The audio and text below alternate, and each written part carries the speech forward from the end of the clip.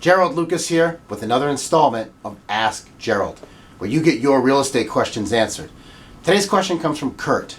Kurt writes from Washington, D.C. And Kurt writes, Gerald, my tenant missed a rent payment. He's been a good tenant and he's always paid on time. He's only 5 days late, but I'm worried. What should I do? Well, that's a great question, Kurt. In general, should you cut some slack to a good tenant who's paid on time for a long time? The answer is yeah, you should at least consider it for sure.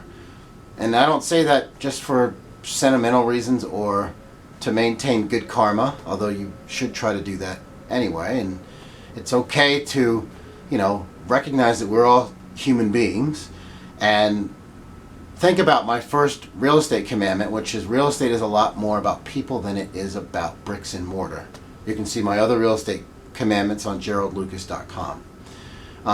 But I don't say again that you should work it out for those reasons necessarily, but for practical reasons.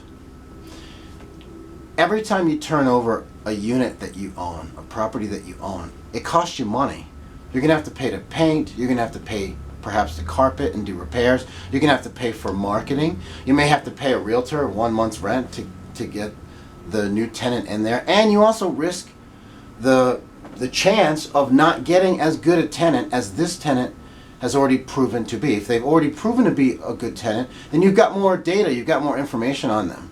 So it makes sense to try to work something out with them if you can. First thing you want to figure out though is, do they have the financial capacity to pay the rent? If the answer is no, then they probably can't stay unless they get assistance from a third party like a charity.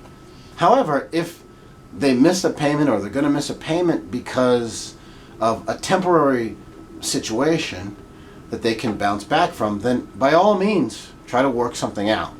So for example, I had a tenant once who came to me before the first of the month and she said, Gerald, I'm not going to be able to pay my rent on time. And I said, why? And she said, well, my father just died and I have to pay for the funeral. Well, first I thanked her for coming to me first as opposed to not paying and then waiting for me to chase her. But that's a legitimate reason why someone can't pay. So we worked out, I spoke to her, we worked out a payment plan, it was fine. Now had I not done that, I would run the risk of not getting as good a tenant as she was. She was a great tenant. She had always paid on time and she had a temporary situation, so we worked out something. It's in your interest to work out something. Now, if you are managing expectations the way you should as a landlord, there shouldn't be many surprises. And in that case, my tenant came to me first before she missed a payment because I had done that. I had laid down kind of the terms of the tenancy and what would happen if she missed a payment. So she came to me first. And that's what you should be doing as a landlord as well. Being fair and firm, but fair and firm and setting and managing expectations with your tenants. But if you have a good tenant with a proven long track record of paying, it's in your interest to work something out with them as opposed to taking on the additional expenses and costs associated with turning over the property and getting another tenant.